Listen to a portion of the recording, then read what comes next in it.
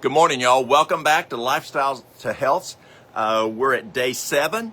I hope y'all are feeling better. Let us know. Let us know how the juicing is going. Let us know how the breakfast, the dinner's going. I know we're getting comments that folks are losing weight. They're feeling better. Their headaches are going away. So I hope y'all are feeling better also. It's a little crazy on the East Coast this morning and yesterday. A lot of snow. I know Washington, D.C. had over a foot of snow yesterday. In Maryland, we had snow last night. We had 2 fire calls. It took us over an hour to get in from the house this morning off the mountain. Good morning, Wendy. So it's going to be a little different day today. I expect to see quite a few wrecks that we have to go out on due to the icy roads. As we look at where we are, as we are on day 7, so we're at a week now, and as we go into this, how are you feeling? Let me know. As you look at, you should see the energy starting to come. You should see the detoxing diminishing as you're increasing your exercise, and that's a huge key, is to help your body with energy, feeling better, is increasing that exercise. And we'll talk why in just a few minutes, why that exercise is so important. But as you're looking at the nutrition, as you're looking at the exercise, the water, getting to bed by 9 o'clock, those are so important to make this program to be so successful. Today I'd like to talk about 2 areas. One is looking at the 9 physiological lifestyles, the 9 lifestyles, and 2 physiological areas that we want to take a look at. But first, as we have challenges, and people came in yesterday and they were having some challenges with things in their life, is there ways that we don't have to do it on our own? I know I talk with folks sometimes and they say, well, I'm just on my own. I have no spouse.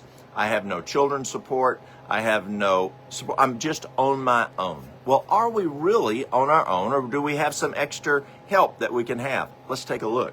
Let's look at Psalms 91:10. There shall no evil befall thee, neither shall any plague come nigh thy dwelling. You know, as we grab hold of God's promises, it is huge to get us through the day, and I encourage y'all to do that. I'd like to again relook at the 9 physiological benefits, and I'm a person that likes repetition. That's how I learn, and that's how my dad taught me, and my grandfather taught me. As I was learning to take care of a tractor, as I was learning to use it out in the fields, it was repetition, teaching over and over and over. I remember my grandfather taking me out and teaching me that just pre-planning, in the event that your tractor starts to bog down and the front end starts to pull up, you have to be careful. A tractor can come over you. And we train over and over and over of how to push in that clutch all at the same time. Left foot pushing the clutch, right hand push up on the gas, left foot pushing on the clutch, right foot pushing on the brakes, right hand push up on the gas. And I just practice over and over and over. We started as young kids back then.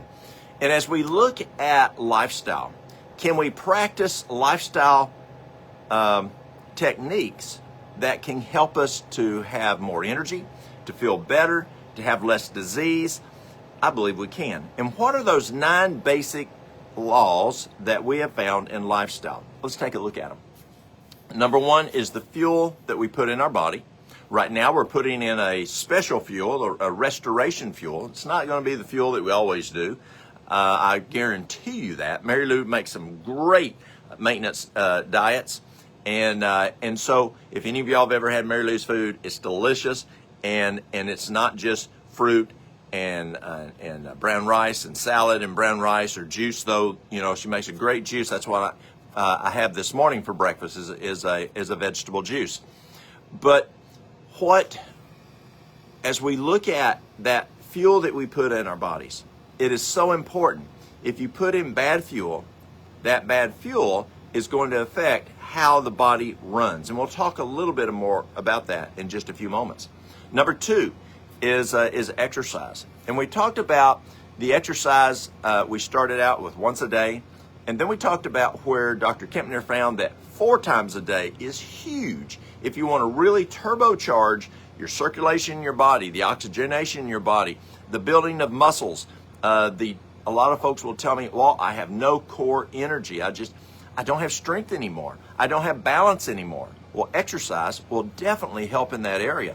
Well, I just don't have time for it. Well, let's say that you're going to work and you're running late, and you get in the car and you're 30 minutes from work and your gas tank is on empty. Well, do you need to take time to stop and fill up the fuel? Or no, if I don't, I'm going to be late. If I stop, I'll be late. Well, if you stop, you're not going to be even more late because you're going to be stuck out on the road. You have to make time to get that fuel. And we have to figure out, as we schedule our time, how we can look at incorporating exercise if we want that huge benefit to our body. And we look at the physiological aspects of circulation as we look at brain function. We'll talk about how exercise increases brain function significantly. Did you know that when you exercise, your brain's processing speed increases for 2 hours? Your brain processing speed increases for 2 hours after you exercise. So if you're exercising 4 different times, 4 times a day, you're increasing that brain processing speed 8 hours a day. And it doesn't have to be long. Even if you're doing 5 minutes 4 times a day, it's a whole lot better than none. If you could do 15 minutes 4 times a day, that would be great. And when you do the exercise, yesterday we talked about HIIT, or the high intensity training, where you go fast and then you go slow, fast and slow. Some do fast 3, slow 1, some do fast 1, slow 3, whichever works best for you, because there's good science on both. But you just want to have that good cardiac where you're just going really hard and then you slow down. Go really hard and then slow down. That's super important for increasing that cardiac. But also you need that resistant training where you're also working those muscles with resistance. The exercises is huge on your body working right. Has anybody ever eaten veal? Years ago, I worked at a restaurant in high school, and we had a veal. It was a French restaurant, and we had veal. And I asked the chef, how do they make the veal so tender? Now, yes, I grew up on a dairy farm and beef cattle, but I didn't know about veal. We're just old country folk. And he said, well, what they do is they take that calf and they just put it in a little bitty stall, and they don't let it exercise. And it grows until they decide to slaughter it, and it hasn't had the ability to build muscle. Well, we don't want to be veal. We need to build muscle to be able to have more strength and not be that little calf. Water's huge. So we looked at nutrition, we looked at exercise, now we're looking at water, hydration. And I have people say, well, can I count my coffee? Well, no. Can I count my Coca-Cola? No. But there's water in coffee, yes, but there's caffeine. And when you have caffeine, we're told that for every ounce of caffeinated drink that you have, you need to have 6 ounces of water to make up for that dehydration that 1 ounce of caffeinated drink has. So if you drink 12 ounces of soft drink, you need 12 times 16 extra of water to make up for the difference. Or if you drink just 1 cup of coffee, you need 6 times 8, that many extra over the body weight divided by 2, just to sit on the couch, just to make up for the diuretic effect of the caffeine. But water's huge. The other one is sunshine. We need sunshine. We need it for vitamin D. We need it for serotonin. We need it for many things of the body. But many people stay inside. A lot of folks, especially in the wintertime, they have issues of depression or anxiety or stress or whatever it might be. You've heard of SAD, the seasonal affective disorder. And that happens when we are not subjected to sunshine. And many folks, they go into work in the dark and they leave in the dark, and they don't go outside during the day. We need to slip out some at a break time, at a meal time, and get some sunshine. The other one is making the right decisions. Some call it temperance. Some people call it abstemiousness. And that is making the right decisions. And some people say moderation in all things. Is it moderation in all things? Well, no, moderation in cocaine was not an option in my house. It was total abstinence in the bad stuff and moderation in the good stuff. And that is what temperance is. And as we look at making the right decisions, yes, we think, well, alcohol, drugs, tobacco, but what about, is there other things that can harm the body, such as the music we listen to, or what we watch on television, or maybe some of the gossip that's going around? That can also affect our brain. And so we want to have temperance, or making the right decisions. Yes, making the right decisions on what we're eating, what we're drinking.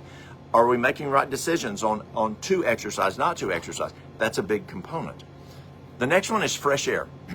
And fresh air, we're super blessed. We live here in the Appalachian Mountains of East Tennessee, and we got great air here, y'all. If you haven't ever been here, it's beautiful and fresh air. I have an opportunity of going all over.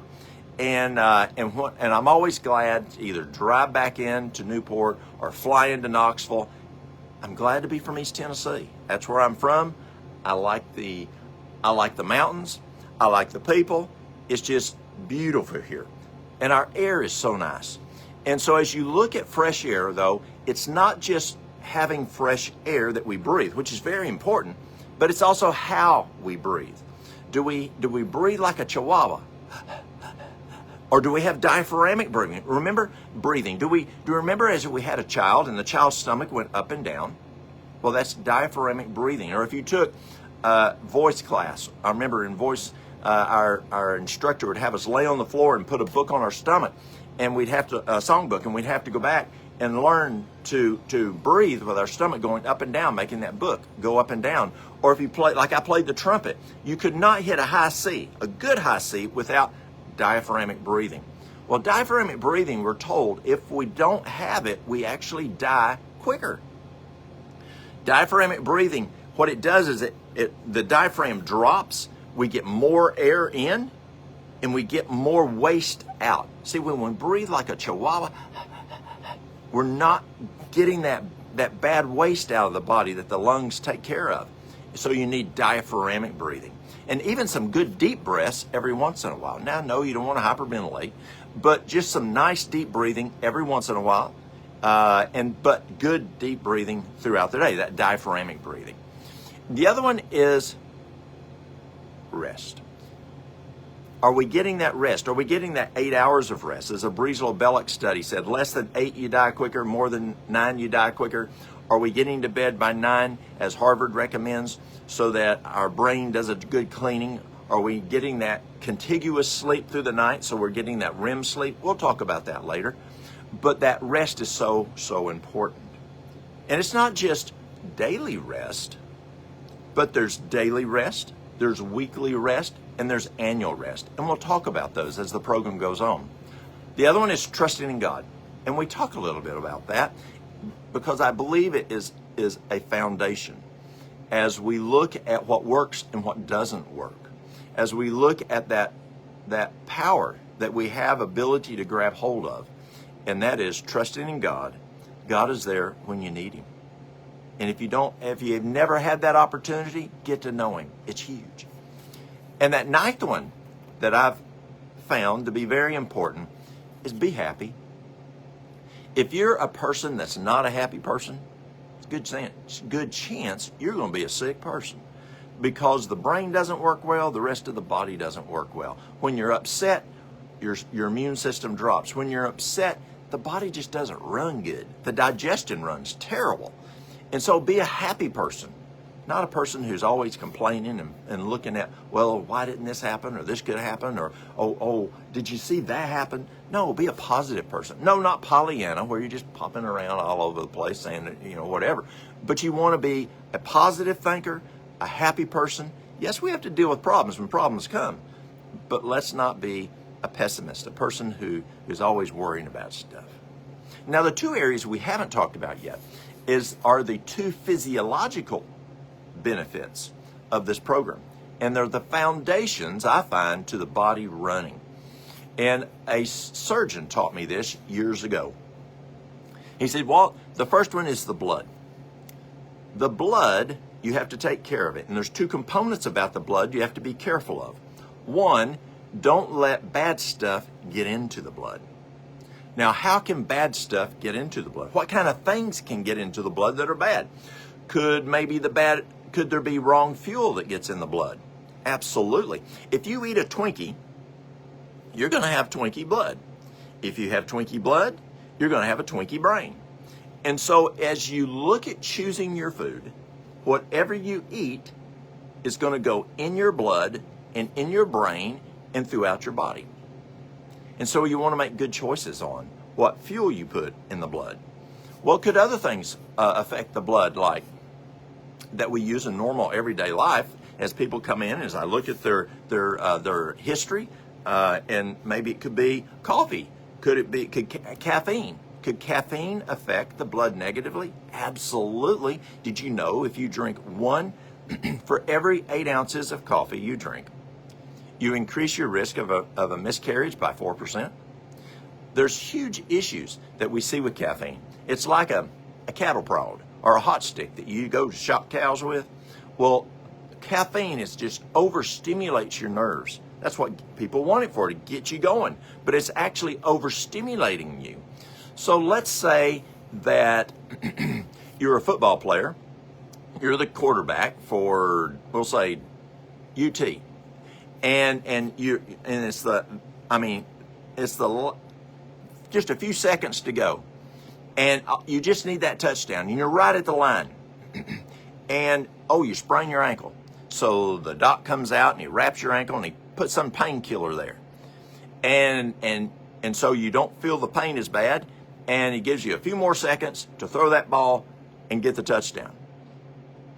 Now, yes, you were able to use that foot, but did you still continue to damage that foot? Absolutely you did. Though you may not have felt the pain, you were still damaging it by continuing to use it. And when we use stimulants like caffeine or whatever to get us going, and the body goes, guys, I'm plumb tired. I need to stop and slow down. So if we push ourselves, then we're going to have challenges, and we're going to overwork that part of the body, and it can harm it. And so stimulants can do that. What else could it be? Yes, tobacco. Yes, drugs. What else? Anything else? Yeah, there can be toxins in the air. There's a number of things that can get in the body and can affect the blood negatively. Actually, as we're stressed, there are hormones and things that go on like cortisol and adrenaline. Though we need cortisol and adrenaline, it's not good to stay in the blood for long periods of time. Yes, you need that short, quick burst if a dog's chasing you or a bear's chasing you, but you don't want that staying in your blood all day long, because that is harmful to the blood, and that's a toxin eventually to the blood. But what does the blood need that's good? Well, you need good fuel, good air. You need good water. Anything that may help the blood to be healthier, such as you need fats, proteins, carbohydrates, vitamins, minerals. You've got to have hormones, oxygen, a lot of things that you need to be in that blood because that blood is the fuel for what? The cells. And so think of your blood as the fuel. And if you put wrong fuel in, the cell is not going to run well. The next component that the surgeon talked about was you have to have good blood flow. We know that perfect health is perfect circulation. Perfect health is perfect circulation. You need good circulation or perfusion into the cells. You need that blood to get into the cells in order for that cell to be able to function as it needs to, because the blood is the fuel. Well, what can restrict that flow of the blood? Well, it can be not moving. If a person is a person who sits on the couch a lot, sits in a chair a lot, sits at a desk a lot, doesn't have that cardiac movement, then your blood isn't moving faster to get the blood to get to the cells, to get the oxygen to the cells, to get the nutrients to the cells. And so exercise increases the blood flow increases the nutrition flow to the cells.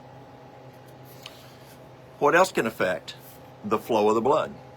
Well, things like atherosclerosis. Atherosclerosis is where you have plaque buildup, and that's where you have narrowing of the vessels because of plaque, and so you don't have the volume. Now, if I want to put out a fire, if there's a big fire, we say in fire service, we need big water. And how are we going to have big water? Well, it's not going to be an inch line. It's not going to be an 1.5 inch line.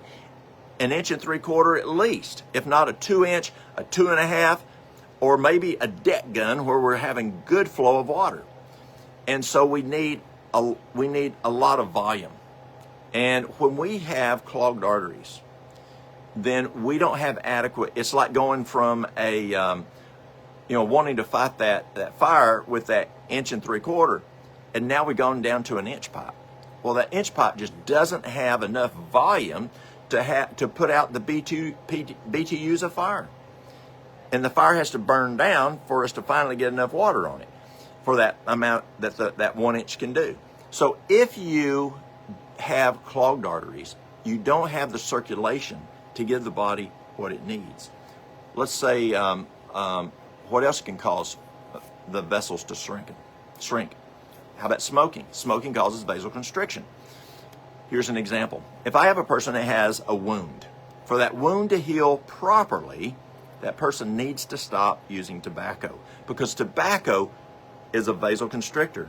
And I've never found a wound to heal decently, and some don't even heal as long as that person keeps using tobacco, because you just don't have good perfusion to that damaged area where that wound is for the nutrients to get there to heal it. So you don't want things that will cause vasoconstriction, such as nicotine or the plaque. Well, so how do we get plaque? Well, we can get plaque from the food that we eat. It can be from fats such as oils. It can be lard. It can be dairy. It can be meat. Did you know you can get plaque from sleep deprivation? You can, because what happens is with sleep deprivation, it increases inflammation in the body.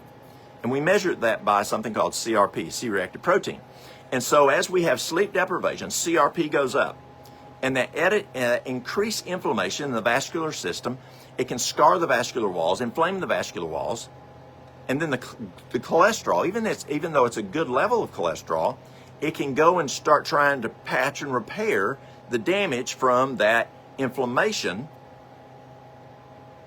And then what happens? You then can start having buildup of plaque onto the walls. And so you can actually have a person that has a heart attack and dies from an occlusion from the plaque, where the plaque broke off and stopped up the artery, or where it's just plumb closed up. And that plaque was because of the inflammation, which the inflammation was because of sleep deprivation. And I've seen it happen in a personal friend. It's huge. And so we've got to have that vascular flow. So let's look at this again. So what are the two big components physiologically? The blood cell, making sure that we don't put anything in the body, through the mouth, through the nose, even through the eyes and the ears. Can the eyes and the ears affect how our body addresses hormones, and those hormones then affect the blood? Absolutely. So we don't want to put bad stuff in the blood, but then we want to make sure we put the good stuff in the bone, into the blood. I'm thinking ahead here. I was speaking in New York a number of years ago, and we were talking, and this physician stands up, and she's from New York City, and she says, my specialty is bone marrow.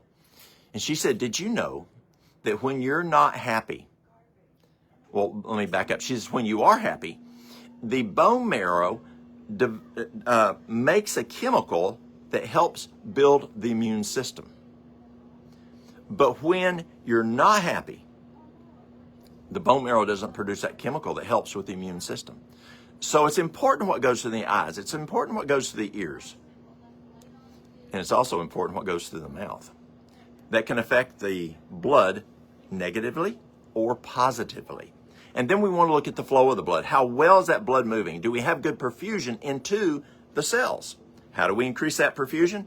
Exercise, far infrared light, blue light, massage. There's a number of hydrotherapy, hot and cold. There's a number of things that we can do to increase that blood flow, that perfusion. And there's things that we can do to hamper it, such as a sedentary lifestyle, using tobacco, the food that we eat, which can cause plaque buildup, which can cause less flowing of the blood. So I hope this is helpful as you look at looking at not just getting rid of the diabetes, not just getting rid of the hypertension, not just losing weight, but I hope you look at this 30-day program is what are some ways that you can improve your own health physiologically, that you can be healthier, not just to reverse the diabetes or to lose the weight, but it can help many other areas in your body, but not just you. Don't be selfish. It can help your spouse. It can help your children. It can help your grandchildren. You can share it with your friends, your neighbors, but you can be a healthy person who feels good, who doesn't have that lack of energy, who doesn't have that issue of, I don't feel like getting up today. No, you can get up, get going, because it's all in how we treat our body. Well, y'all have a great day. We'll see y'all tomorrow, and be careful out there on the roads. It's slick out there.